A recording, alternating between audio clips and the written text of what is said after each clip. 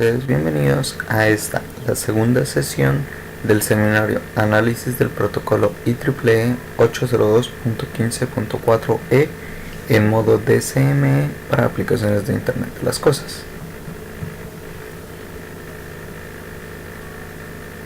En esta segunda sesión se va a empezar con la descripción del funcionamiento de la capa MAC. Para el contenido de esta sesión, primero se presentará un resumen de lo que fue la sesión número 1, después unas respuestas a unas preguntas planteadas durante la misma sesión. Después se iniciará con el contenido de la sesión, que consta de 3 partes importantes: los tipos de dispositivos y convenciones, algunas características de acceso al canal y el comienzo de una PAN o red de área personal.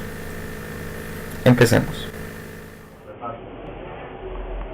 La sesión pasada comenzamos primero hablando de qué era IoT y las distintas aplicaciones que tiene hoy en día y a futuro. Las principales características que tuvimos fue que tiene muchas aplicaciones y la idea es que todos los dispositivos tengan acceso a Internet y sean inteligentes de cierta forma.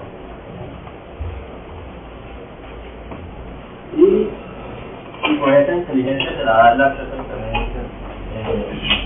Y pues la idea es que esos dispositivos no van a transmitir gran cantidad de datos, entonces no necesitan una velocidad de 20 megas, entonces eso es kilobytes, más que todo la velocidad de transferencia. Y eso ayuda kilobytes por segundo. Kilobits por segundo.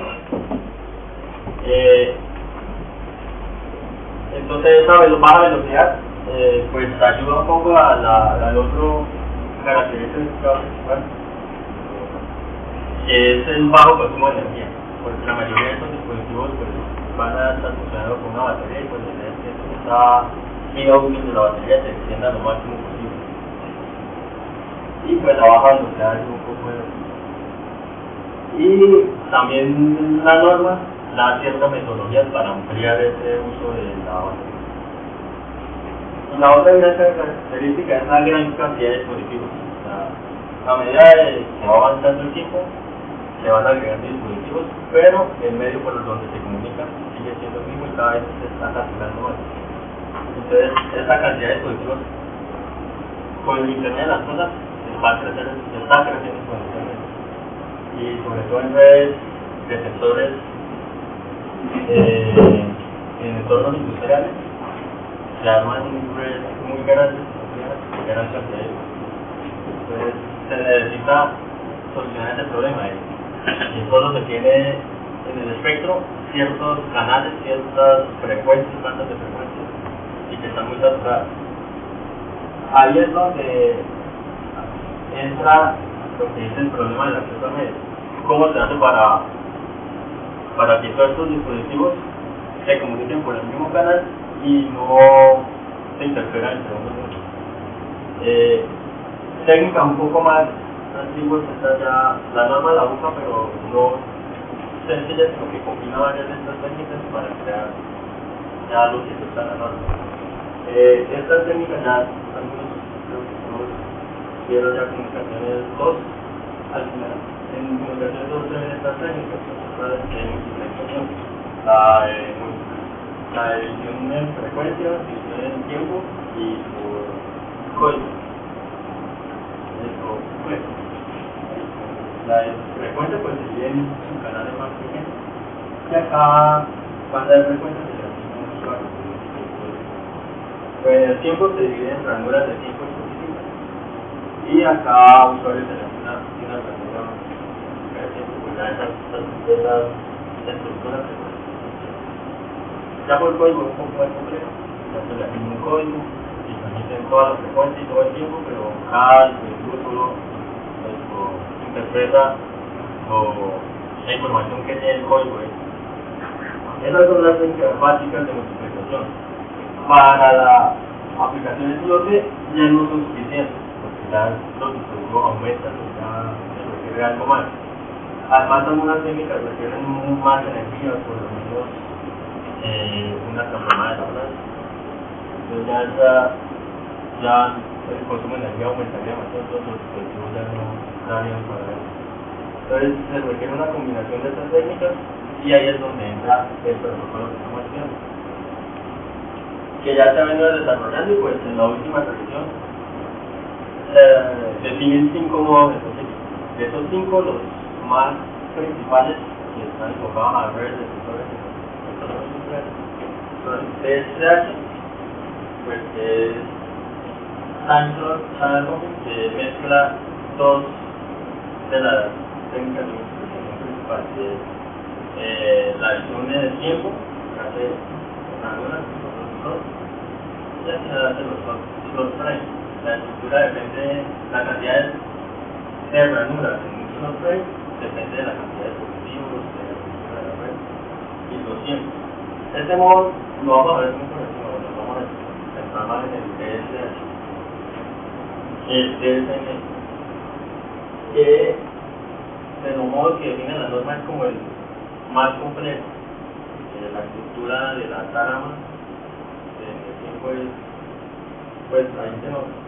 Esta tiene varias secciones. Aquí, como estructura básica, usa el slot frame. Aquí también usa dije que eran dos técnicas que utilizaba, la edición de tiempo y también usa la edición de frecuencia. Entonces divide las ranuras y cada ranura hay varios canales. Y pues en cada canal un dispositivo también. Además, los dos modos utilizan una técnica que es la de salto de tiempo, channel hopping, que es para minimizar la interferencia o pérdidas por trayectoria. Entonces, al mezclar cosas, se establece una red inalámbrica más confiable, donde no se presenta fácil. En pues la estructura se ve un poco más compleja. Tiene la estructura básica, es la supertrama, superframe, consta de dos periodos principales, que es el periodo con contención y el periodo libre de contención. Un periodo se divide es especial para la transmisión y es el más que todo para escuchar los dispositivos o transmisiones no sincronizadas. Los dos modos usan métodos sincronizados. La comunicación, si un dispositivo nuevo va a transmitir, debe que sincronizarse con los tiempos que manejan las tramas para poder empezar a transmitir en la red. En este también usan lo que son los beacons o antenas para indicar, ahí se transmite lo que es información de la red, los tiempos, la cantidad de dispositivos, el ID de la red, y pues son los que sincronizan los tiempos. Hoy se va a ver más detalladamente allí la estructura, cómo se construye la duración de cada trama. Una parte que no se aclaró muy bien la sesión pasada es la diferencia entre trama más y la supertrama o trama. Lo mencionamos y es como el mismo término, pero son dos cosas aparte. La supertrama o multisupertrama es la estructura en el tiempo que se usa para que los dispositivos se comuniquen. Entonces se le asigna a cada dispositivo una ranura, un canal, y en el cual transmitir cualquiera de los. Y la trama más ya es la construcción del paquete de datos que se va a transmitir el dispositivo. Entonces la trama más sería lo que se transmite en cada uno de los dispositivos, es lo que el dispositivo transmite aquí. Y la trama más pues se compone de muchas secciones y dependiendo de la configuración de la red en la cabecera de la trama se le agrega o se necesita más información. Entonces la principal es la carga útil, que es donde va la información así del sensor o del dispositivo, y ya se le agrega el encabezado y el pie, que es donde va la información de la red, cómo va a ser el dispositivo, los tiempos, y tiene la seguridad habilitada, todo más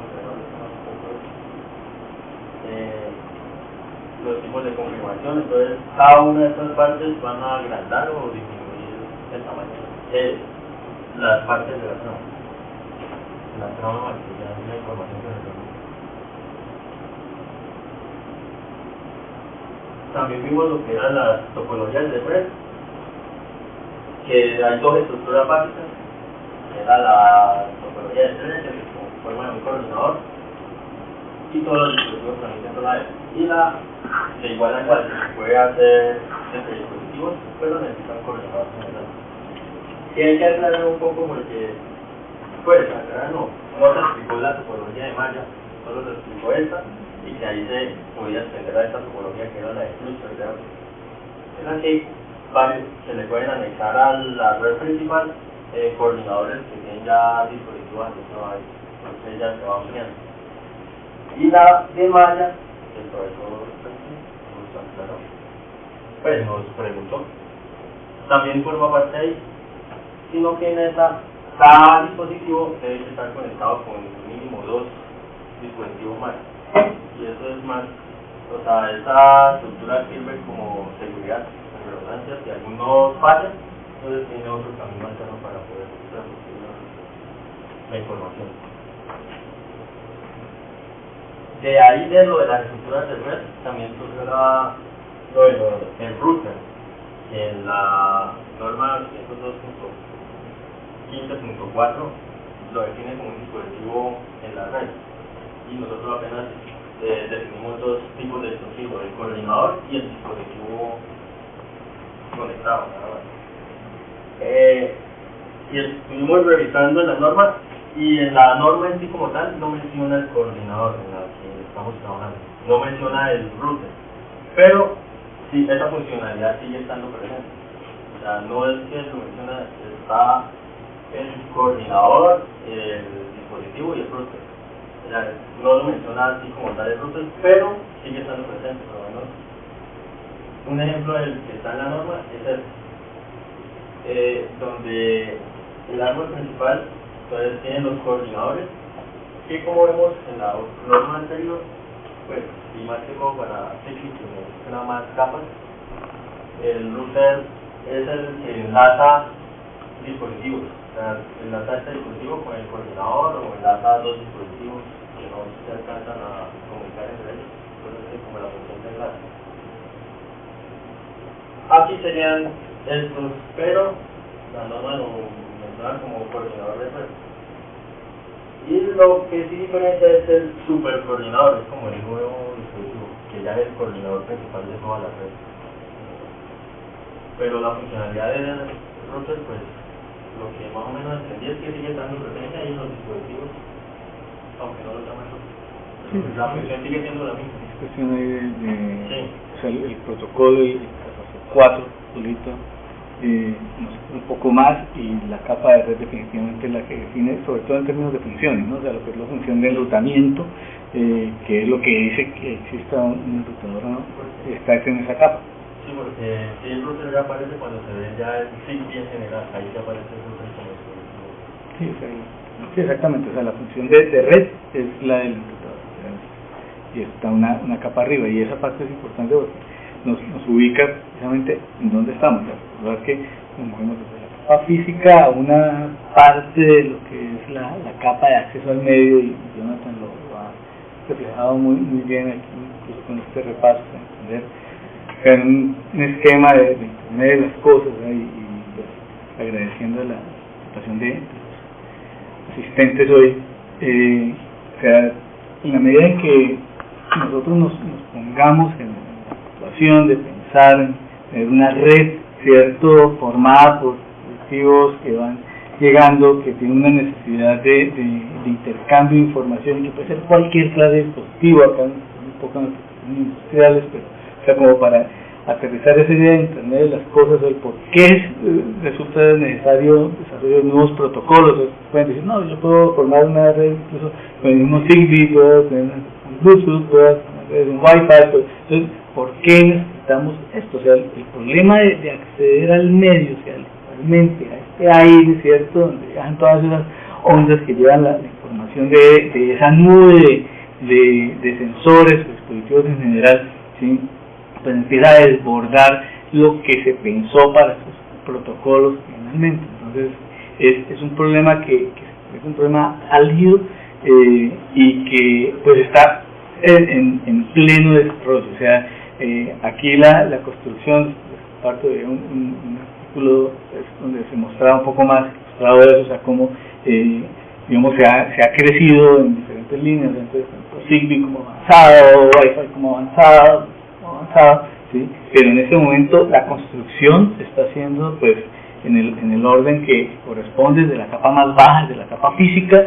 subiendo apenas ahora hasta la capa de enlace, ahí en la capa MAC, ¿sí? Ese control de acceso al medio, y sobre eso habrá que seguir creciendo, ¿sí? Y eventualmente resultarán ya las aplicaciones, los estándares, las tecnologías que usen esos estándares, ¿verdad? Que por eso, un poco para los que se tener acá el contexto de este seminario, ¿cierto? Que sus compañeros están trabajando en modalidades como una modalidad de trabajo de grado, ¿sí? Es estar ahí en ese estado del arte, ¿sí? Y para los interesados en el tema es poderlo percibir de esa manera. O sea, esto se está construyendo, ¿sí? Y al ritmo que se construyen las cosas, seguramente ustedes podrán vivirlo y darse cuenta en 1 o en 2 años, eso ya estará completamente en funciones, ¿cierto? Aplicaciones prácticas para esos dispositivos que están llegando y que están por llegar, ¿sí? Entonces, un poco para dar ese contexto. Incluso hay uno de los que mencionamos que había los 2 modos principales que son los que más se han estudiado. El que más se ha estudiado es el TSH y es pues porque es mucho más sencillo que el DSM, pero además porque toma como base el protocolo HART, que ya se venía trabajando desde años antes de la industria. Entonces, por eso se trabaja mucho en ese protocolo. Sino que ya solo se centra en la capa más.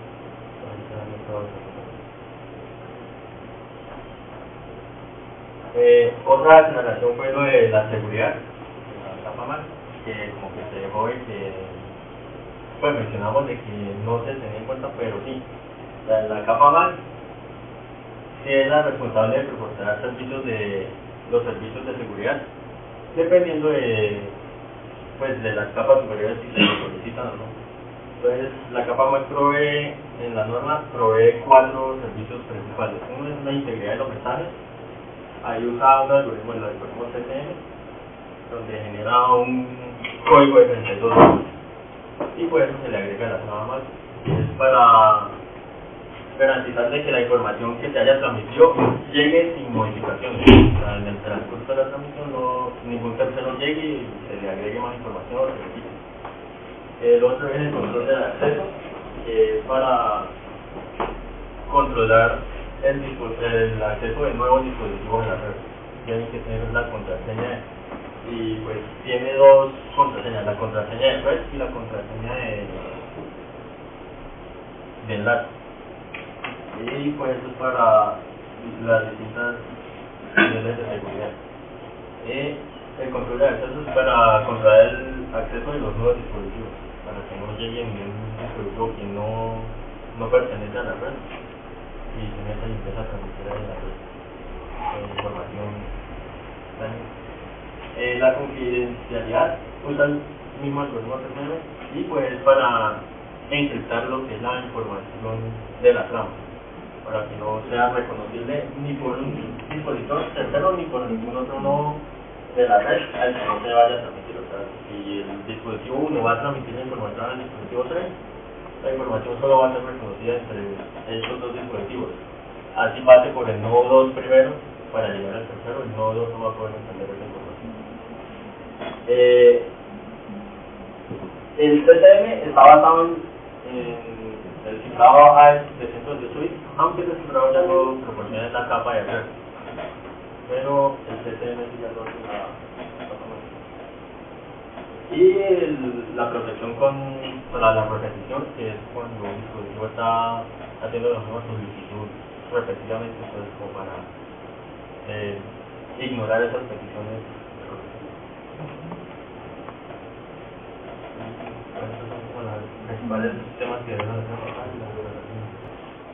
Los tipos de dispositivos y convenciones. Durante esta sesión y durante el resto del seminario se van a tener en cuenta algunos dispositivos y convenciones a trabajar. Empezando, los dispositivos. Los dispositivos FFD o Full Function Device son los dispositivos que pueden funcionar como coordinadores de nuestra red, como subcoordinadores o simplemente como dispositivos de transmisión y recepción de datos. También están los dispositivos RFD o Reduced Function Device. Estos dispositivos únicamente funcionan como transmisores o receptores de datos y no pueden funcionar como coordinadores o subcoordinadores. También se van a usar para la construcción de los diferentes datos algunas constantes y algunos atributos. Las constantes tienen la característica que usan como prefijo la letra A y obviamente son valores constantes, mientras que los atributos utilizan el prefijo mac y el prefijo phi. Estos valores pueden ser constantes, booleanos o vectores o arrays. También se va a usar el comando o primitiva mlme. Esta es una entidad que me permite acceder a la subcapa MAC, el control del dispositivo dentro de la subcapa MAC.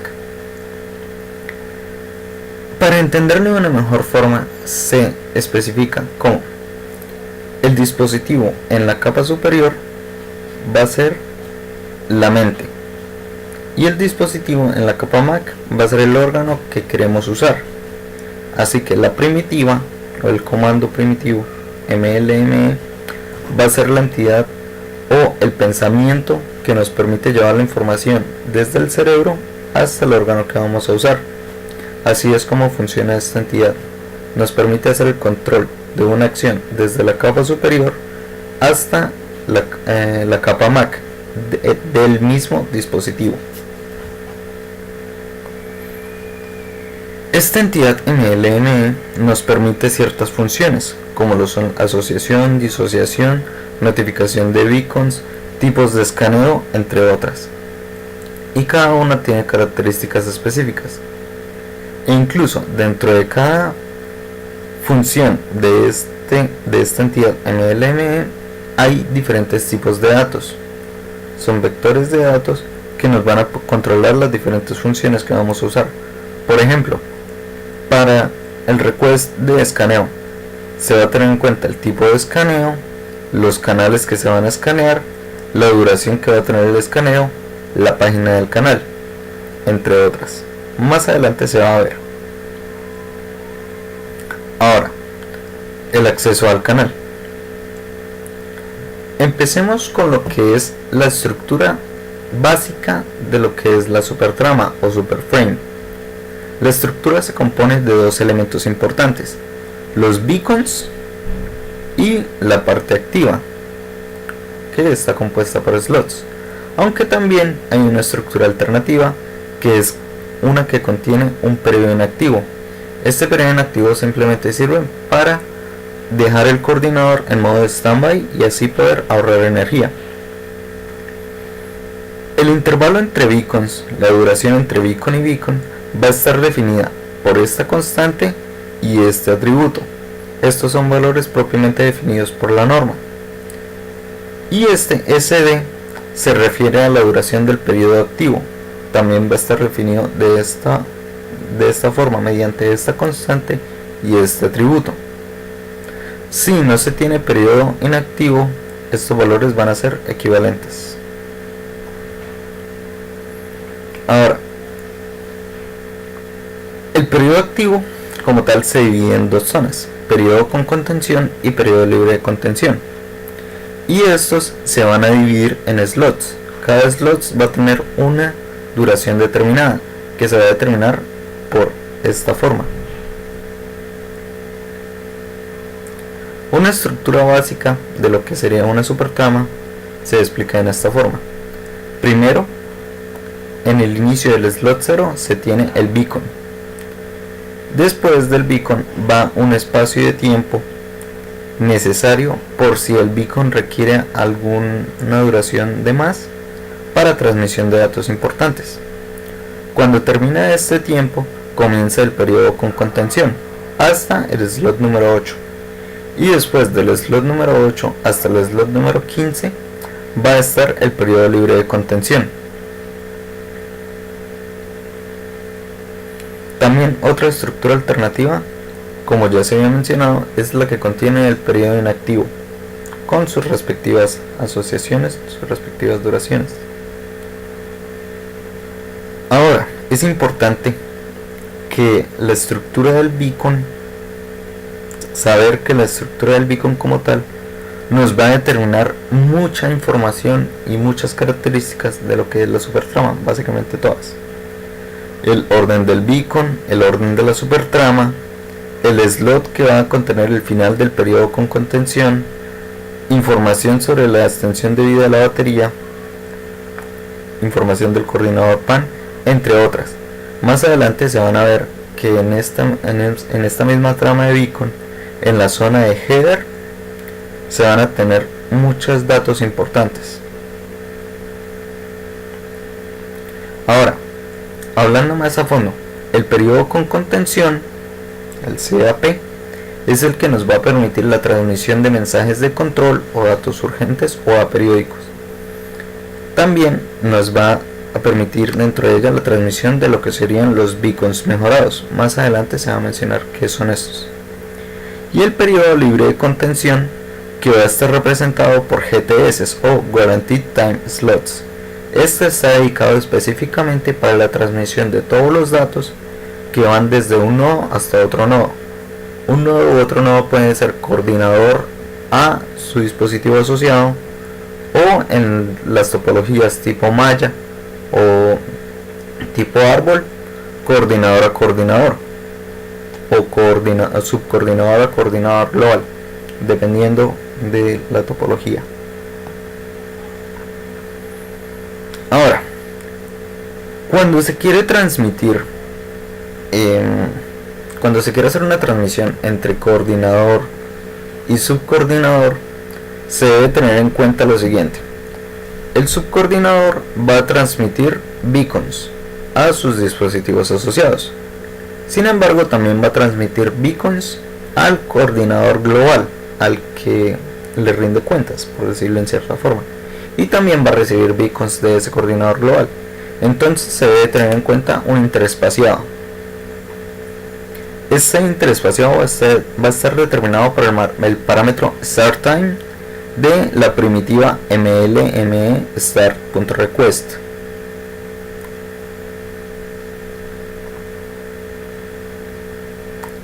Ahora, hablando de los beacons mejorados, se usan específicamente, o no específicamente, sino por decirlo en cierta forma, se usan especialmente para modos de transmisión como lo son los SUN, los Zoom, o los LESIM, los redes inteligentes o dispositivos de baja potencia, que son específicamente transmisiones aperiódicas, que no van a estar transmitiendo de la misma manera que un dispositivo normal, sino cada cierto tiempo aleatorio.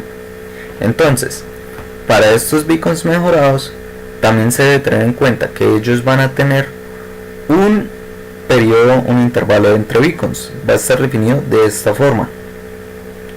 También hay que tener en cuenta que para evitar el solapamiento entre el beacon normal y el beacon mejorado, debe existir un periodo de offset, va a estar definido de esta forma. Y también, a modo de mencionarlo, aunque no es de nuestro interés total, cuando se tiene una estructura de non-beacon enable o sin beacon habilitado, que sería una estructura usada en modo TSCH, se va a tener un intervalo de beacons de esta forma.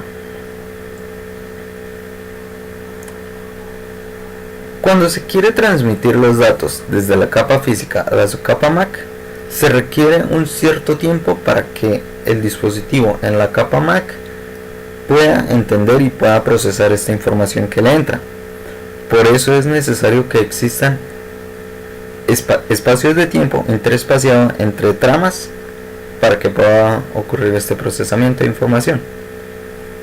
Ahora, si se tienen tramas específicas como lo son las tramas de reconocimiento, va a haber interespaciados específicos como la AIFS. También, si se tienen tramas normales pero a diferente duración, va a haber interespaciados de long IFS o de short IFS. Estos parámetros ya están como tal definidos en la norma y se deben usar según se requiera.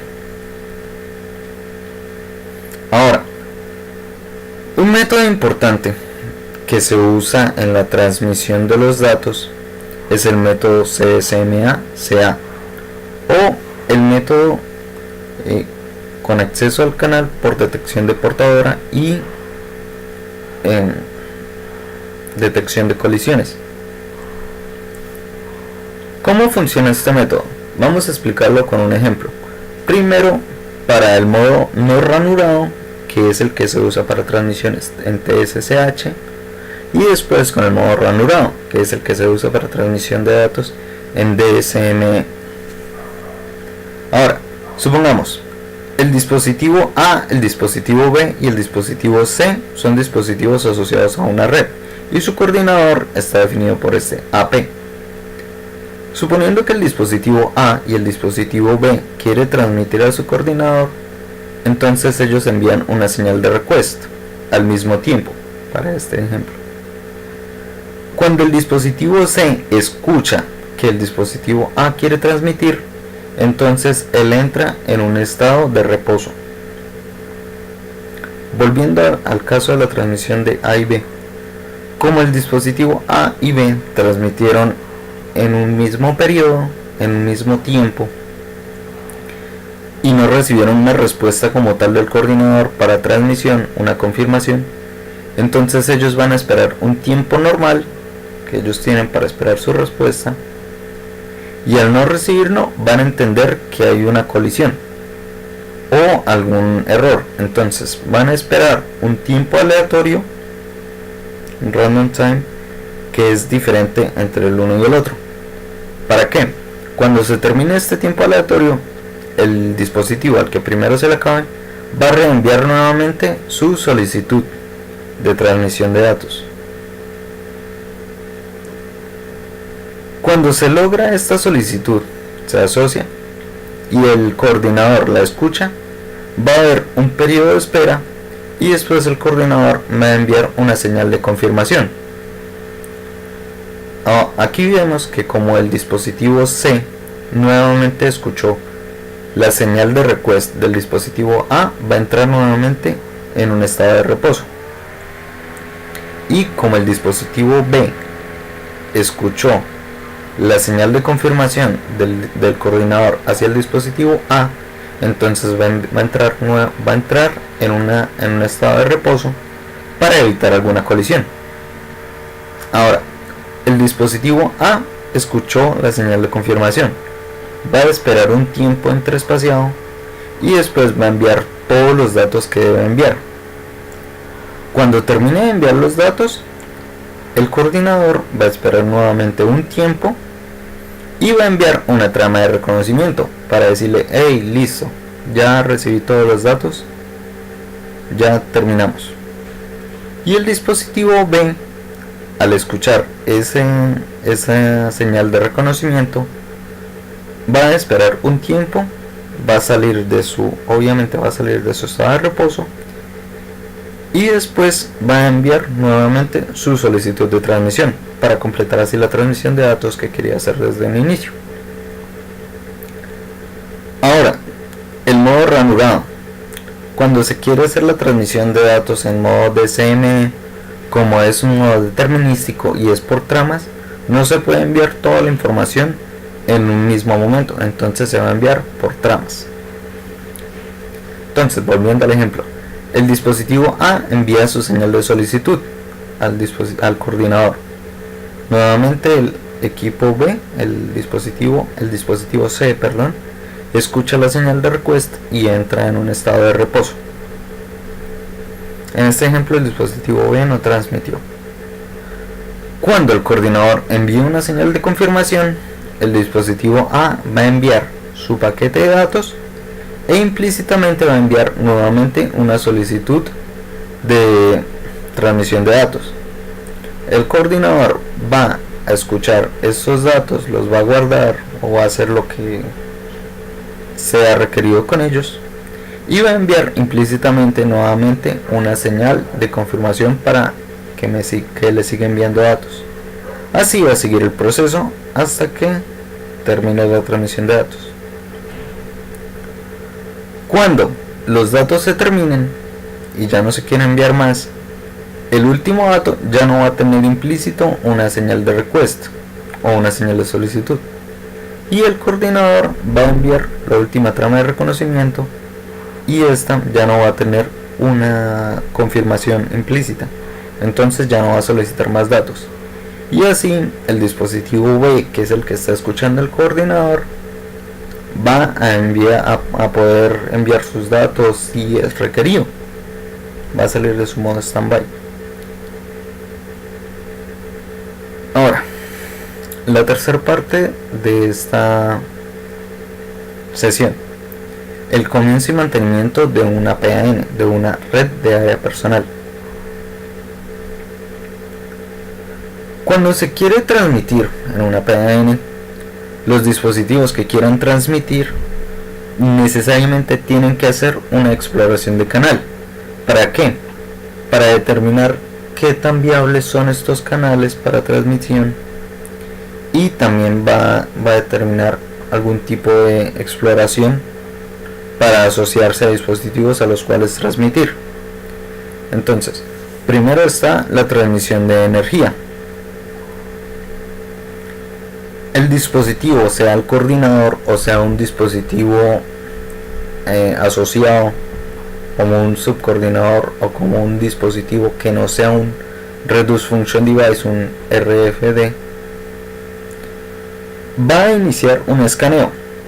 Va a mirar todos los canales posibles en los que puede transmitir y va a determinar cuáles son los picos de energía de ese canal. Así determinará cuál es el más óptimo para la transmisión de los datos. Después de terminar este escaneo en todo el espectro, va a almacenar los datos en sus respectivas variables, en su respectivo espacio de almacenamiento de lista de canales, y después va a empezar una exploración activa o una exploración pasiva según sea requerido. Empezando con la exploración activa. Entonces, el dispositivo en la capa superior, el mismo dispositivo, va a enviar una solicitud de escaneo mediante la primitiva MLME.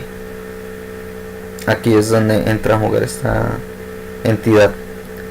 Entonces, desde la capa superior a la capa MAC dentro del mismo dispositivo se va a iniciar un escaneo. Primero se va a mirar el primer canal.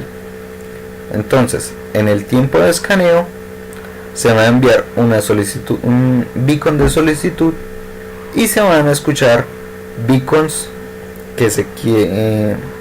se van a escuchar los beacons del coordinador o de otro dispositivo para asociarse. Entonces va a repetir este proceso desde el primer canal hasta el último canal de la lista. Cuando se termine este escaneo de todos los canales, va a enviar nuevamente el dispositivo desde la capa MAC una confirmación de escaneo al dispositivo en la capa superior. Pero en otras topologías o en otros modos, cuando no se tenga tanta potencia, entonces se va a entrar a un escaneo pasivo. Este escaneo pasivo es básicamente el mismo que el escaneo activo. Sin embargo, lo que va a hacer es, después de que se envía una solicitud de escaneo desde la siguiente capa a la capa MAC, se va a comenzar a cuadrar de canal en canal desde el primero, simplemente en modo escucha. Entonces va a escuchar todos los beacons que tenga un coordinador en esa misma red, así desde el primer canal hasta el último canal, y cuando termine toda su lista va a enviar una confirmación a el dispositivo en la capa superior. Ahora, digamos que un dispositivo ya estuvo asociado a un coordinador, o un coordinador tiene un dispositivo asociado, y resulta que por cualquier caso este dispositivo se perdió. Entonces, ¿qué va a hacer? Va a enviar una solicitud de escaneo de huérfano del mismo modo que se hacen todas las solicitudes, la solicitud de escaneo activo o pasivo. Este también es un escaneo.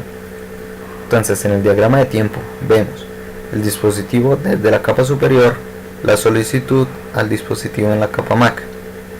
Se mira desde el primer canal, se envía una notificación de huérfano, como diciendo, como un ejemplo para entender esto es un niño llamando a la mamá. Entonces el niño va a empezar a gritar por todos los lados, mamá, mamá. Entonces van a estar los canales que van a ser las personas. Por ejemplo, un niño perdido en un lugar público y está llamando a su mamá. Los canales van a ser las diferentes personas. Ellos van a escuchar esa solicitud de notificación de huérfano, pero ellos pensarán, hey, no está asociado a mí, no es mi niño, entonces este dispositivo no está asociado a mí, simplemente lo ignoro. Hasta que cuando se llega a un canal determinado en el que está transmitiendo el dispositivo asociado, entonces se va a escuchar en un tiempo de espera, obviamente, una realimentación como un beacon diciendo, hey, sí, yo soy el dispositivo al que estaba asociado. Como decir, la mamá encuentra al niño y dice, niño, aquí estoy.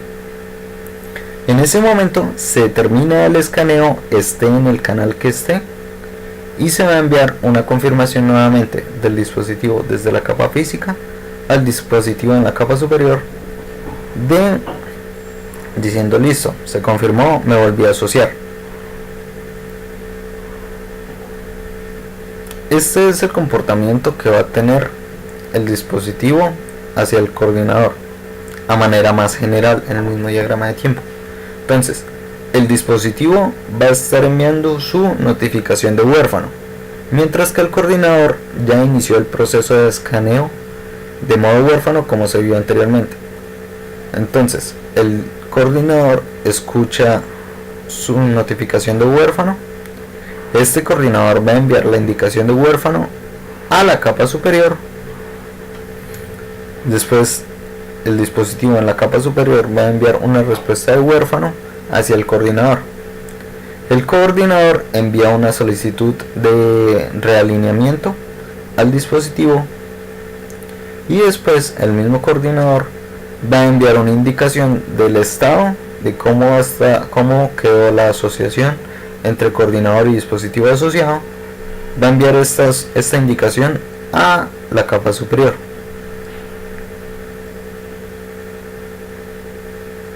Ahora, cuando un dispositivo escucha una transmisión, un coordinador escucha una transmisión de un dispositivo asociado, estos dispositivos asociados van a tener una ID, una etiqueta que los va a identificar como si usted es un dispositivo asociado mío. Sin embargo, el dispositivo o el coordinador escucharon una respuesta en un beacon con una misma ID, entonces va a haber un conflicto.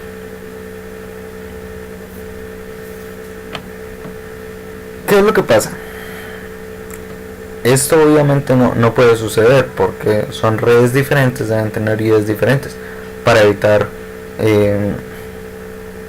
solapamiento de datos. Entonces, ¿qué es lo que va a pasar? El coordinador va a enviar, cuando recibe este error de ID, va a enviar una solicitud hacia la capa superior diciendo, hey, estoy recibiendo esta información de conflicto, por favor, aquí están los datos del dispositivo de transmisión. Entonces, en la capa superior se va a hacer una detección y se va a determinar si este dispositivo está asociado a mí o no, este dispositivo no debe estar asociado a mí. Entonces, en la capa superior se va a enviar una respuesta de realimentación. ¿Qué es lo que va a tener? Va a tener una nueva asociación de ID. O sea, se va a generar en esta misma red, se va a generar una nueva ID. Y después este coordinador va a enviar esta nueva ID a todos sus dispositivos asociados. Entonces se va a tener una nueva ID para esta red y así se va a evitar nuevamente el conflicto de la ID.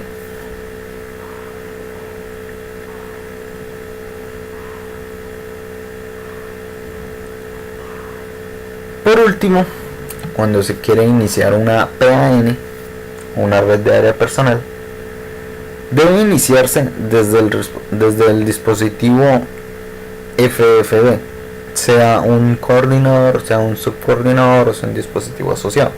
Netamente debe ser un full function device, un dispositivo de función completa. Entonces, desde la capa superior hasta la capa MAC va a iniciar con un request de reset. Se va a tener una confirmación. Después va a iniciar todo este proceso, un escaneo de canal o nuevamente escaneos de canal. Se va a seleccionar una ID corta para la transmisión en esta red.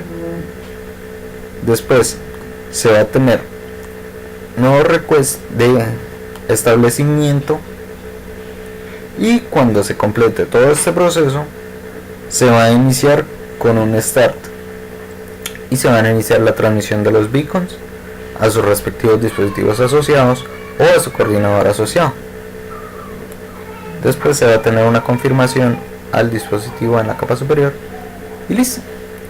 Esto es en síntesis, en resumen, todo lo que sería esta estructura, esta transmisión y cómo funciona en una manera global una red de área personal, una PAN. Más adelante en las siguientes sesiones se van a comenzar a explicar a fondo cómo funcionan cada apartado, nuevos procesos que se van a tener en cuenta y demás. Muchas gracias por asistir.